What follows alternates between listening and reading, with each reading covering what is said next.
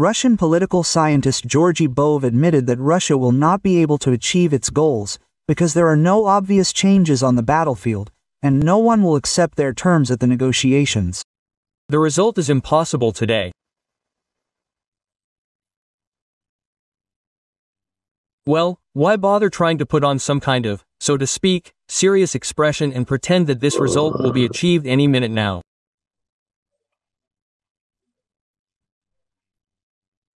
It is impossible, because the negotiating positions of the parties are irreconcilable, they are incompatible, and there are no prospects for, finding some kind of compromise there. Neither side wants to make any concessions. Somehow, Ukrainian officials have become bolder after this, especially at the level of Zelensky. He says that they are somewhere a few steps away from victory over Russia. This is the first point, and, in my opinion, the head of the terrorist organization of the SBU, Malyuk, a terrorist, an extremist, made a rather alarming statement. It is also important to talk about this. Where would we be without it? Because everything needs to be talked about everywhere. And there, a rather alarming, I will tell you again, quote, the SBU will beat the enemy where he considers himself unreachable. We are working to surprise him with new surprises, no less painful than the web itself. Quote. Does this mean that they will try to pull something like this again, despite the fact that the states, obviously, told them that it is not good to do so?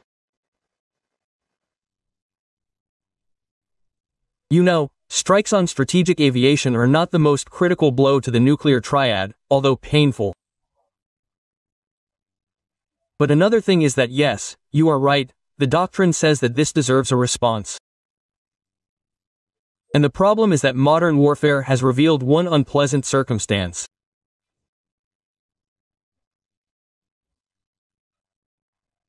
Our vast territory, which for many centuries was Russia's main strategic advantage, has become its main strategic disadvantage, because it cannot be covered entirely by air defense systems, as it turns out.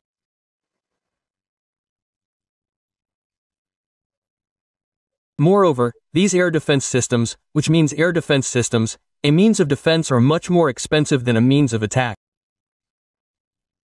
Drones, which cost several $100s each. And with, sufficiently massive Western assistance, they can be slapped together and sent in hundreds every day, to various objects, infrastructure, peaceful, civilian, military, all sorts. And this problem, it has not been solved, as we see, it has not been solved in any way.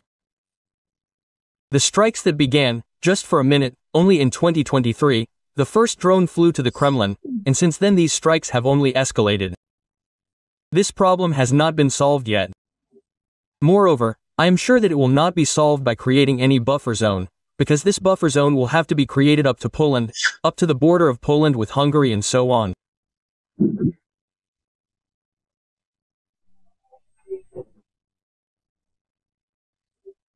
And that is why this confidence of the Ukrainian leadership that they have found a method of waging war that is cheap enough for them, but painful enough for us.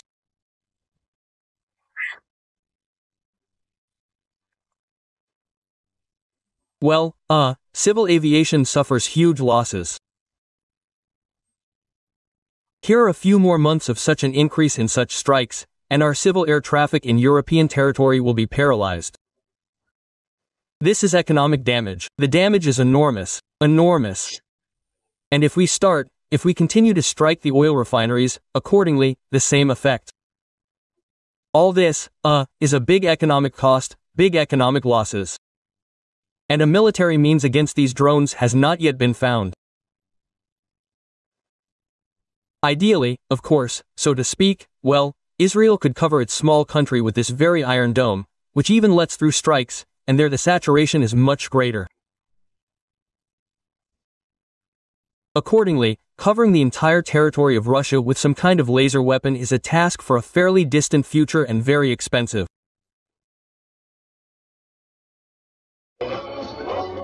We don't even have any desire or thoughts about it, realizing that this day for a person can be the last. Russians do not abandon their own, they eat them. In a radio intercept of the GER, the commander of one of the units of the reconnaissance battalion of the 68th Motorized Rifle Division of the Russian Armed Forces says that a Russian occupier with the call sign FOMA was considered missing in action, but, as it turned out, he actually disappeared in the belly of another occupier with a call sign, Brellock. So the keychain ate my mouth. No one ate anywhere. The keychain knocked him down, and then ate the reception for 2 weeks. Come on. On yourself, little Chelik. And the keychain really was there 200 to 1, when, well, yes, they say 200 was. But he ate his partner, so this is just him for reflection, I myself. As it turned out, later they found negatively alive, but well-fed and the keychain itself. Together with Foma, he fought in the Kupiansk direction in the area of Zapadnoy and the village of Liman I as part of the 52nd Separate Reconnaissance Battalion. Glorify Russia in a single march. Glory to Russia. Well, besides the fact that the Russians eat their own, they also throw them in. During the latest repatriations, Russia handed over the bodies of its own soldiers to Ukraine. Here's a specific example. Corpse number 19,225 is dressed in the uniform of the Russian Armed Forces. He has a dog tag and a passport of a citizen of the Russian Federation, extracts from the commander's order, as well as a military ID. This is Bugayev Alexander Viktorovich, a serviceman of the 1st Battalion of the 39th Separate Guards Motorized Rifle Brigade of the Armed Forces of the Russian Federation. His relatives began searching for him at the end of March after he disappeared in the area of Novomykhailovka in the Donetsk region. And this is not an isolated case. Russia does not give a damn about its citizens. They simply throw their bodies in with the bodies of Ukrainian soldiers. Russia is what it is.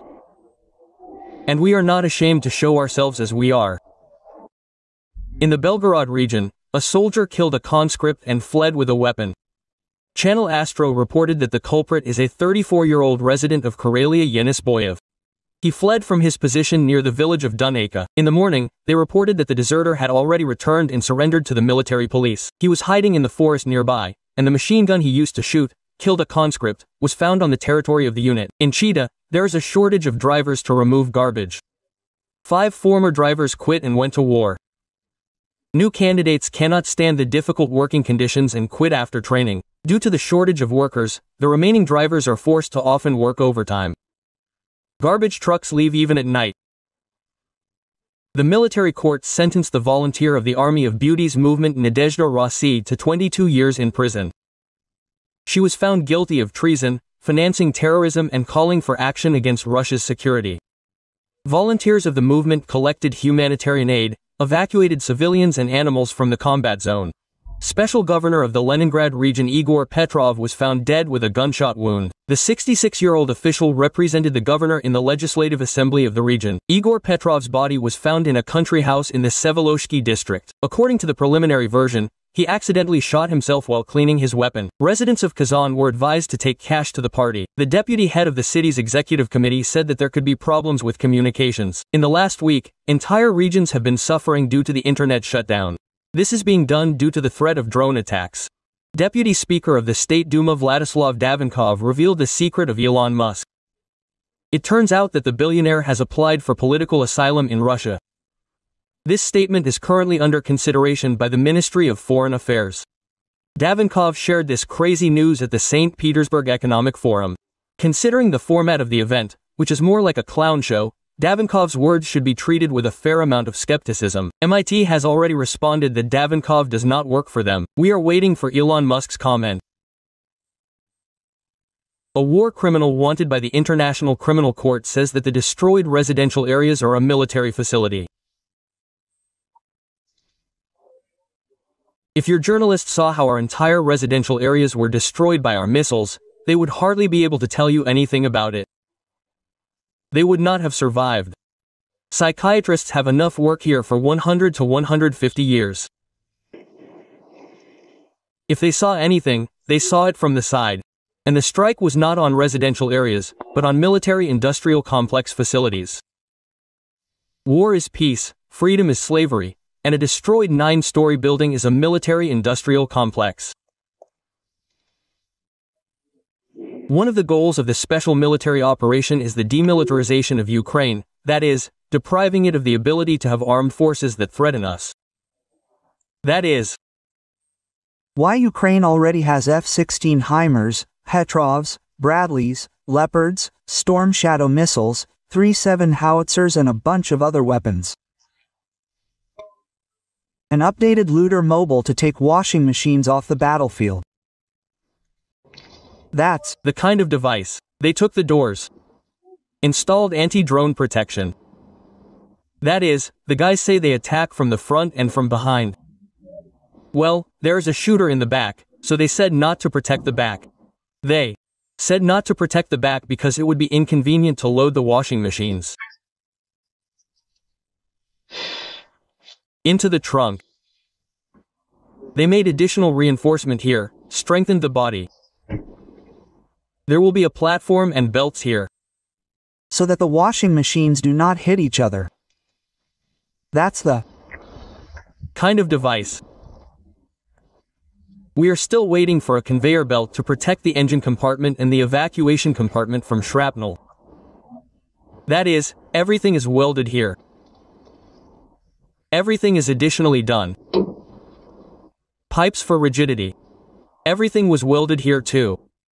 In short, everything was done according to the standards of late Putinism, so that 4 washing machines could be transported at once without any problems. A resident of Voronezh, whose son did not return from Ukraine, instead of financial aid was sent flags and a t-shirt with the inscription, "We do not abandon our own." We did not abandon our own here either. Quote, their own were sent a t-shirt. How can Russian people who have disgraced the great aviation industry walk the earth in peace? The homeland of Antonov, Tupolev, Sukhoi, Mikhail, Gurevich.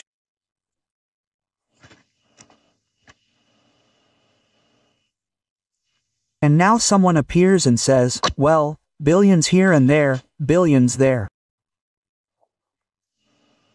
They failed to annul the diplomas. You are not aircraft engineers, you are not designers, you are the shame of the people. You have disgraced the country.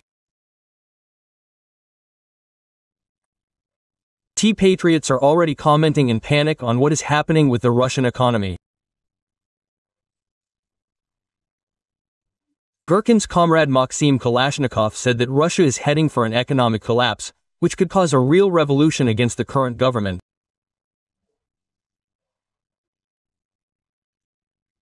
He admitted that Putin's assurance that the economy is growing and sanctions have benefited Russia is a blatant lie. And in reality, their economy is starting to collapse. Despite all these cheerful statements that everything is fine, everything is moving forward, we are winning. No, guys, unfortunately, the situation is very bad. I have long forgotten, ignoring the words about unprecedented economic growth. That's it, even officially it has stopped. That we have the 4th economy in the world in terms of purchasing power parity, one cannot help but see what is happening in the rear, namely in the economy. He also interviewed Vladimir Baglayev, director of the Cherepovets foundry and mechanical plant, who said that production could soon stop completely, followed by a wave of bankruptcies at enterprises. According to him, there is a serious crisis in Russian mechanical engineering, which is why free vacations are being introduced, the work week is being shortened, and teams are breaking up. A new process is beginning with credit payments, then our production begins to fall, the GBP falls, and first of all, production with high added value falls. As a rule, it starts with the fact that you do not have enough sales for your products and you start having problems with liquidity and cash flows. In this situation, the first thing you have to save on, there are no other options. This is a reduction in the level of wages for workers. You have been gathering them, preparing them, teaching them for 3 years. There were not enough turners, welders, plowmen. And now you are talking about a 4-day week, unpaid leave and everything else. For example, the largest plant, Rosamash, where tens of thousands of people work, was also on the verge of bankruptcy. Russia had all the resources to develop the country, many sources of income and successful enterprises. But instead of growth, they chose to ruin their country through a war of conquest against Ukraine, killing hundreds of thousands of Russians and destroying their own economy. And all this for the sake of the ruins of Ukrainian cities, which no one is going to restore. We, as a plant, were one of those who supplied products to both Roselmarsh and the Jurovsky plant. I have not supplied to either for more than 6 months. Those unpleasant things that happen at Roselmarsh. You see, here's one problem, in my opinion, due to the scale of this company, the trouble, that is happening there. It has become widely known to the whole country, but because they are big, because they cannot go unnoticed, but these are only funds from the very top. After all, everyone has the same situation.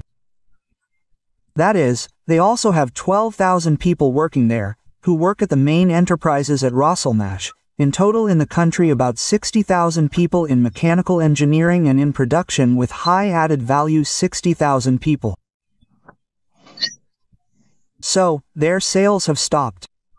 Now these bankruptcies are not declared only because people, even under the risk of criminal prosecution, understand that if they declare this case, then what they have been doing for 15 to 20 years, recreating factories in Rostov, in St. Petersburg, in Yaroslavl, in Tutayev, this is everything that people have put their health efforts there for the last 15 years, reviving these enterprises, it will all go down the drain, simply because they will lose their youth and declare themselves bankrupt. And people are taking risks. But this is yes, up to a certain limit. Our ruble has gone down, it was 100, it became 79. Guys, I want to ask, do you understand what this means? That all the Chinese, which had duties from 0 to 5%, today became 25% cheaper on our market? And then the question arises, are you still surprised that all our trucks have filled all the roads, and KAMAZ trucks are no longer bought in warehouses? We can state that an economic explosion is being prepared in the rear, which should literally burst out in a few months, that a crisis of non-payments will be generated, like in the 90s, the terrible 90s, which led to the shutdown of enterprises, throwing people out onto the streets. This is simply obvious. So it is surprising that the central government lives in some kind of cocoon and does not understand, apparently, this problem. To be honest, what is happening now clearly depicts for me a continuation of Operation Spiderweb in our economic rear. We have already won with this SVO. Pensions are increased a little, and prices are immediately raised significantly. It is very difficult to live, very. In January to April 2025, sugar production in Russia fell by 32% year-on-year, sunflower oil by 15.5%. At the same time, overall food production began to decline for the first time since 2021. It is important that during this time, domestic entrepreneurs have learned to work under sanctions, adapted to them, thought out and launched alternative mechanisms for cooperation with foreign partners, with those who want to work with us. In addition, sanctions have become a kind of even additional catalyst for positive structural changes in our economy. Expensive loans, higher taxes, falling harvests and the lack of imported seeds have led to a sharp decline. Production of 3 basic food products in Russia.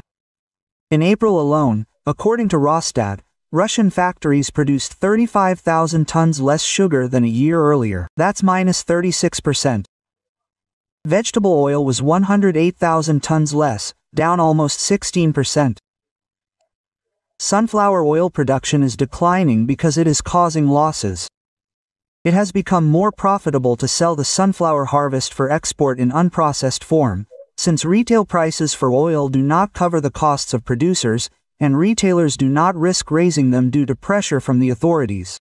At the same time, at least 2 sunflower oil factories in Russia have already stopped production due to financial problems since the beginning of the year. Well, I'll kick their asses. Also, flour production has become unprofitable due to the high key rate. In February, The Union of Flour and Cereal Enterprises warned the Ministry of Agriculture about the threat of mass bankruptcies due to the growth of loan rates to 25% per annum and higher. 2 months later, in April, the Geinholding Group of companies, one of the largest flour and bread producers in the country, was on the verge of bankruptcy. Putin has acknowledged the potato shortage that has formed in Russia. Much more needs to be done. You probably know all this. Potatoes, vegetables, some sugar beets. We don't have enough of this. We need to ensure the stability of these processing industries, among other things. Russia is gripped by a potato crisis. According to the Federal Statistics Service, the price that Russians pay for it has jumped to a record high, increasing by almost 50% this year alone. Thus, potatoes have recorded the largest price increase among all monitored food products. This happened after prices almost doubled in 2024 amid poor harvests. Of course, you can buy potatoes in Belarus. They are big experts in potatoes there, but they have quite a lot of their own too. So, it ran out there. And did it run out there this year? How did it run out? In Belarus, Alexander Grigoryevich is holding a meeting there. Maxim says that potatoes have run out in Belarus. Something like that. The salary, frankly speaking, is not small in the country. The average, which, let's take, it allows you to buy a significantly larger number of bottles than, for example, the average salary of the Soviet period. What can you say here? The funnier the state, the higher the arrogance of individual crazy people.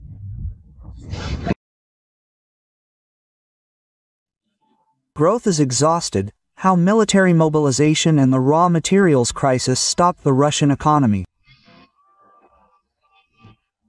The Russian economy, which in 2023-24 demonstrated record growth rates of up to 4.5% per year. In the spring of 2025, it began to noticeably stall. Already in the first quarter of this year, annual GDP growth fell to 2%, the minimum level since the beginning of the Great War. Experts note that the peak of overheating was passed at the end of 2024, and the current slowdown was the result of the exhaustion of the potential for extensive growth due to the mobilization of the economy for military needs. Let's cancel the damn pensions. Propagandist Sergei Mordin figured out how to solve demographic problems in Russia. So you gave birth to yourself, raised children, then you will have something not to eat in old age. No, you will die. Okay, he is an idiot. But those who consume this information product have completely become brutal. Transfer of resources to the military sector and stagnation of civilian industries. The main factor in the slowdown. Large-scale transfer of resources to the defense sector. According to the Center for Macroeconomic Analysis and Short-Term Forecasting, CMASF, the civilian industry went into recession in the first quarter of 2025. Production volume fell by 0.8% per month. And in a number of industries, electrical equipment, mechanical engineering, building materials, the decline was even deeper. Financing the war requires constant investments in the military-industrial complex, which leads to a shortage of investment and personnel in civilian sectors. The high key rate of the central bank of 20% additionally restrains economic activity and makes it difficult to access loans.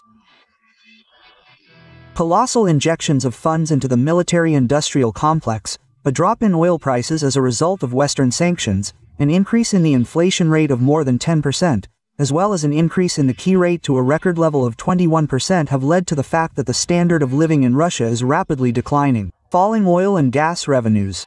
The second reason for stagnation is the decline in oil and gas revenues. If in 2022, energy exports brought in record revenues, then in 2020 the situation changed radically. Ural's oil prices fell to $53. Now, due to the war in the Middle East, they have risen again to 68.5%. Dollars per barrel, and gas exports to Europe have practically disappeared. The Russian Ministry of Finance has already revised its budget plans, reducing expectations for oil and gas revenues by 2.6 trillion rubles and increasing the budget deficit forecast to 4 trillion rubles to compensate for Gazprom's losses. The authorities are discussing a sharp increase in gas tariffs for industry by 10% twice a year, which will lead to higher energy prices for businesses and the population.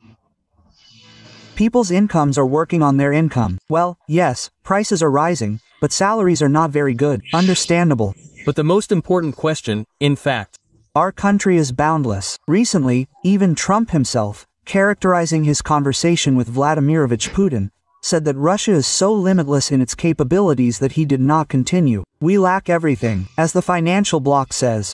Social price for patching budget holes. The government increases the tax burden. Income tax growth to 25%. Progressive scale of personal income tax for high incomes, and also reduces real social spending.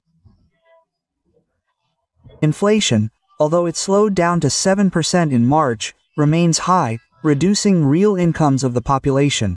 At the same time, delinquency on loans is growing. In the first quarter of 2025, the volume of problem housing loans in Sberbank increased by 90%, reaching 285 billion rubles. You know, I read, it seems to me, the right idea about inflation. It was written there that if you do not buy, then the prices are normal. And everything is clear, right? Exhaustion of the growth model.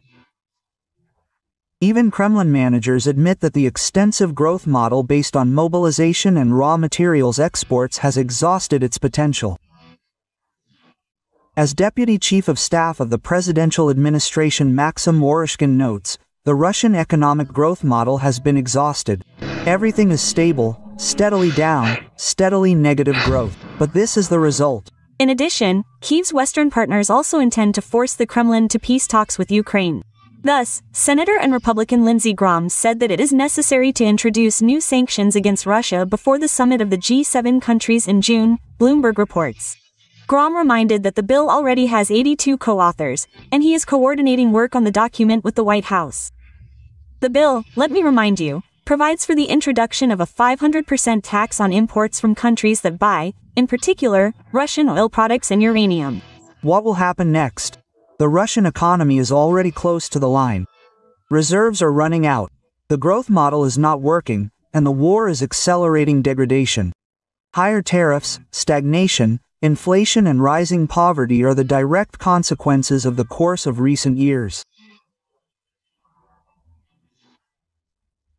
If the situation does not change, then in the near future Russia may again face the need for mass imports of food and essential goods, like in the 90s, when Bush's famous legs appeared on the shelves. Help. The Russian economy works on the principle, Pa, will you drink less? No, children, you will push less. And in this sense, the Kremlin's priorities are connected with military production, connected with some kind of filling, social payments, which are certainly guaranteed to be made there. Yes, they are not indexed the way people would like. Yes, they do not cover, they are becoming less due to inflation, but nevertheless they are paid. These will be the priorities. This means, as we have already said, fewer roads will be built, fewer bridges will be repaired, less dilapidated housing will be resettled, and the housing and utilities networks will remain in the form in which they are, in which we are accustomed to seeing them all.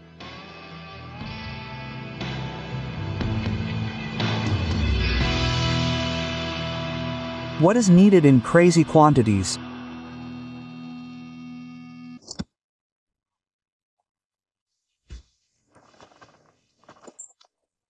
How do you imagine this? Well, really, how do you imagine this? Is this collective irresponsibility? Is this mutual responsibility? I really don't. I don't understand. How is this possible? The country is at war. We need light aircraft, and in large quantities. Aviation, which now needs to be equipped with modern weapons and solve the problem of intercepting all that unmanned crap with which they are trying to attack our regions.